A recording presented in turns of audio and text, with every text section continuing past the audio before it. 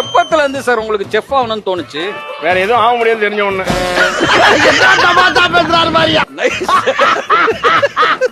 எப்ப சார் உங்களுக்கு வேற எதுவும் ஆக முடியலன்னு தோணுச்சு? செஃப் ஆகணும்னு தோணுன்னு. எல்லா தொழிலும் நமக்கு மேல இருக்கிறவங்க நம்மள அடிச்சு கீழே தள்ளதான் பார்ப்பாங்க. நாம தான் முட்டி மோதி எழுந்து நின்று என்ன திமிரு காட்டி நிற்கும். அந்த திமிரு சாதாரணமா வந்துடாது, திறமை. அவன் பேர் கூட விராட்னு சொன்னாங்க சார்.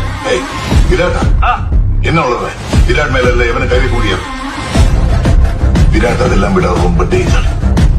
அவனால 1000 பேர் செத்துருக்காங்க. 4 ஸ்டேட் போலீஸ் அவனை தேடிட்டு இருக்க.